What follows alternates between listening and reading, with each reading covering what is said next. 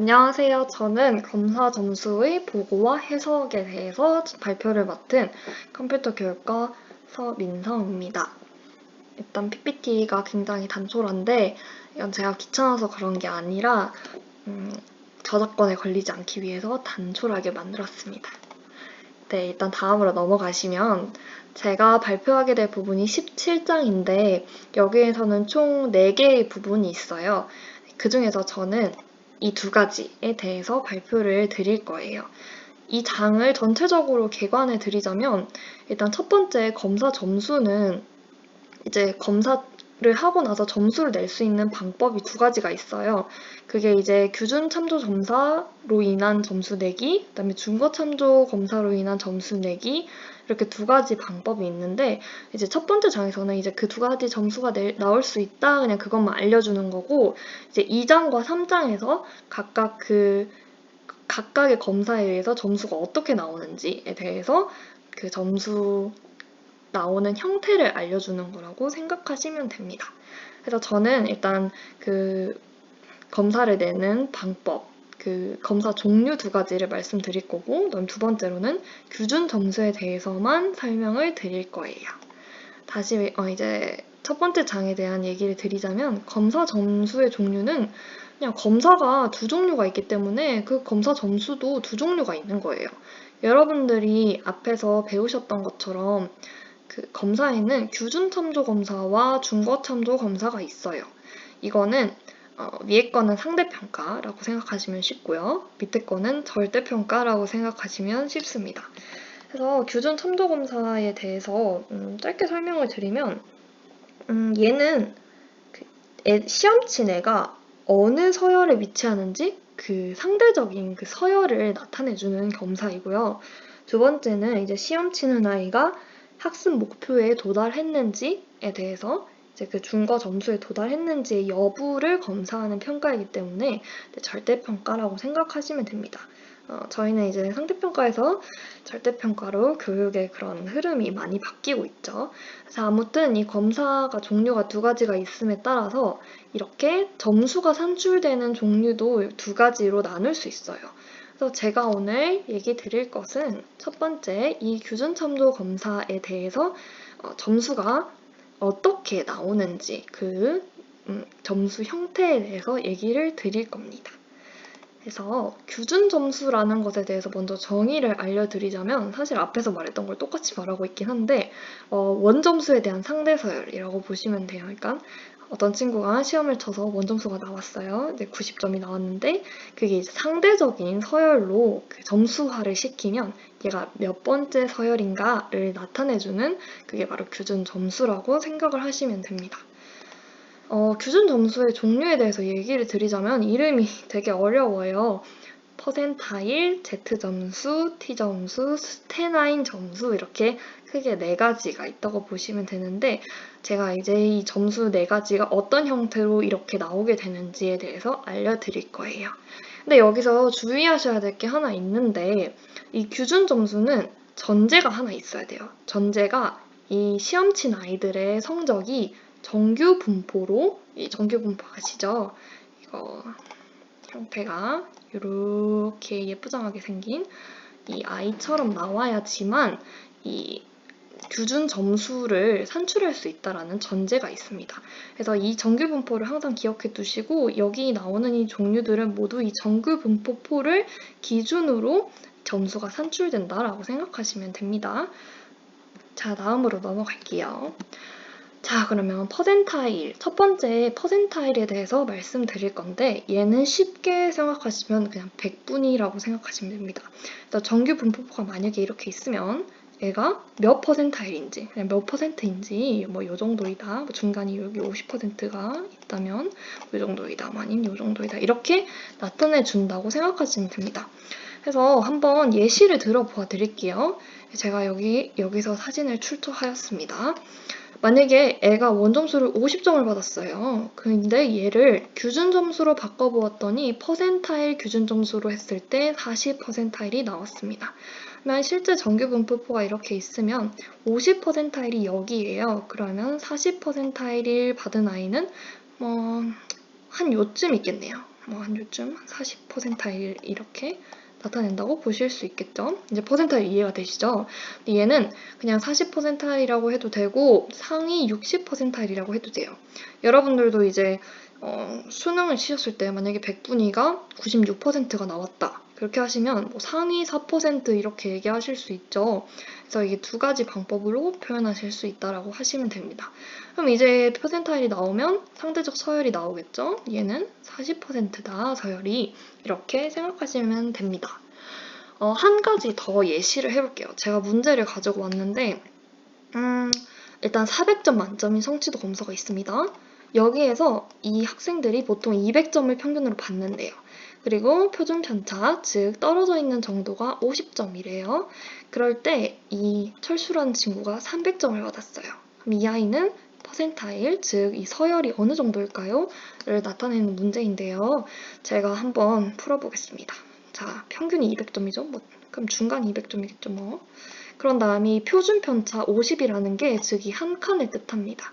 그래서 여기 한 칸이 50점, 50점, 50점 뭐 이렇게 생각하시면 되는데 그럼 얘가 한 250점쯤 되고 300점이겠죠? 찾았어요. 300점.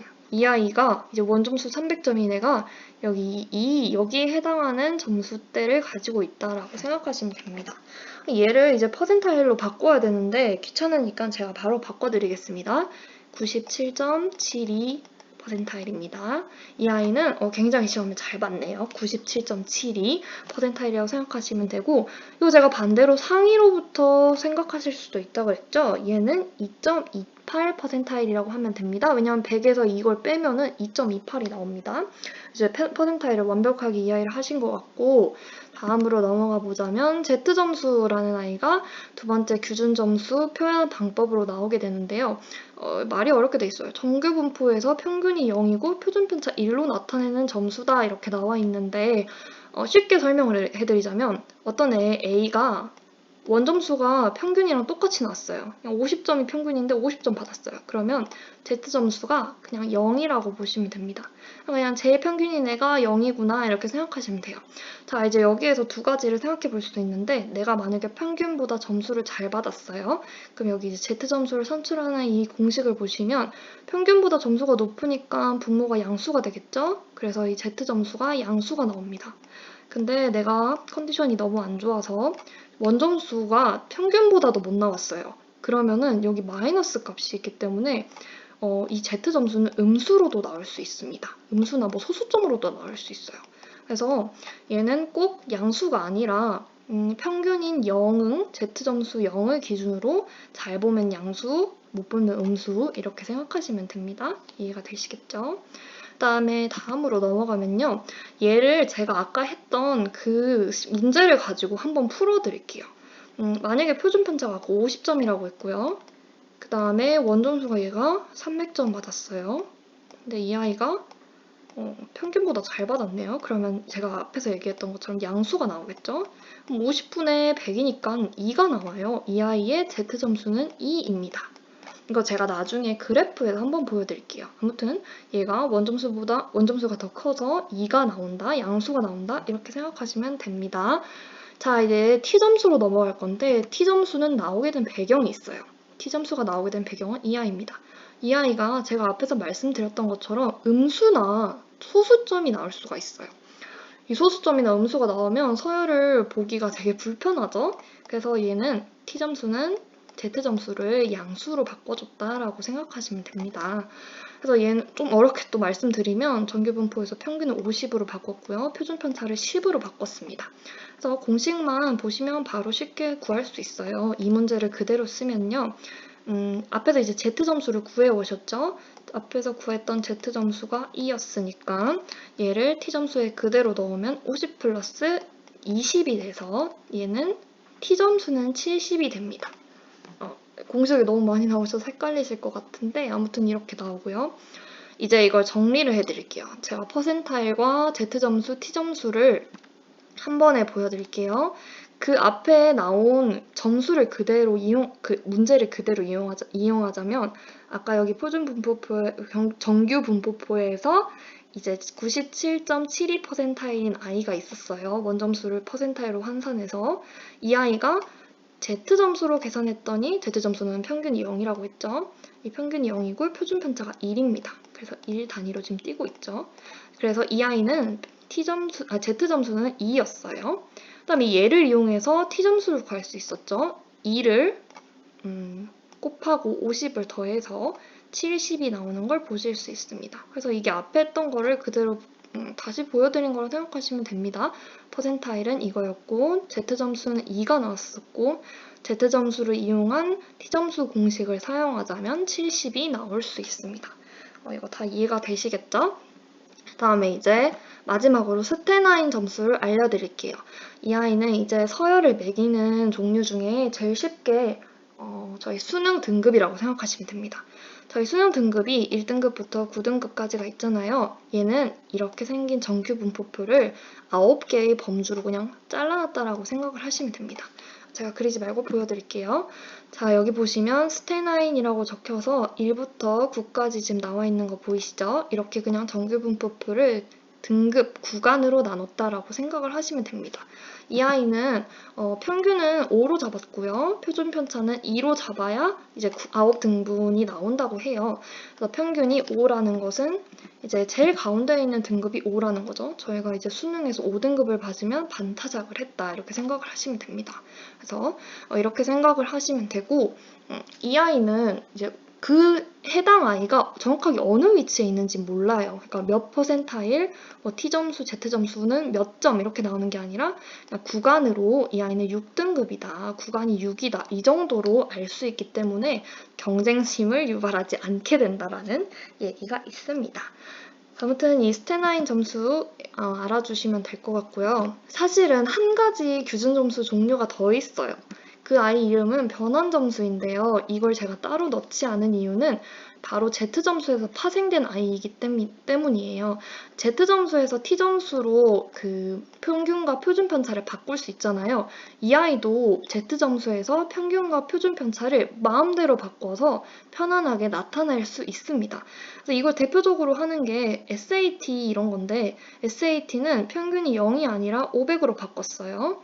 그 다음에 표준 편차는 1이 아니라 100으로 바꿨어요. 이렇게 T점수 구하는 것과 방법은 똑같은데 평균과 표준 편차를 이제 그 시험에 맞게 바꾼 거예요. 그래서 이 변환 점수도 결국은 이제 그 Z점수와 비슷하게 그 정규 분포에서 나타내 준다라고 보시면 됩니다. 그래서 제가 따로 너무 비슷한 걸 변형시킨 거여서 종류에는 넣지 않았습니다. 그래서 이제 다음으로 정리해 드릴게요. 규준 점수라는 것은 이 장점이 그냥 명칭 그대로예요. 상대적인 서열을 파악하기에 굉장히 좋다라는 장점이 있고요. 근데 얘는 주의점이 있어요. 제가 얘기했던 것처럼 정규 분포표를 전제로 하기 때문에 근데 이 정규 분포표를 그린다는 것 자체가 모집단에서 표본을 추출해서 그 점수를 정규 분포화 시킨다라고 보시면 돼요. 그래서 이 표본이 되게 대표성이 있어야 돼요. 그래야지 그 검사 결과 자체가 되게 타당성 있겠죠. 그리고 그 검사 자체가 타당해야 돼요. 예를 들자면 수능이라거나 그 적성 검사라거나 이런 검사 자체가 타당해야 한다라는 주의점이 있습니다. 마지막으로 이 아이의 단점이 하나 있어요. 단점은 내가 어느 위치에 있는지만 알려주는 것이기 때문에 선생님은 이 아이의 서열만 보고는 얘가 뭘 모르는지, 뭘 잘하는지, 틀렸는지에 대한 구체적인 정보가 없습니다. 그래서 이 아이에 대한 교수학습은 정확하게 피드백을 해주기 어렵다라는 한계가 있다고 보시면 됩니다. 네, 이렇게 제가 규준 점수에 대한 발표를 마쳤고요. 뒤에 나머지 점수에 대해서는 뒷 발표자분이 설명을 해주실 거예요. 네, 발표를 들어주셔서 감사합니다.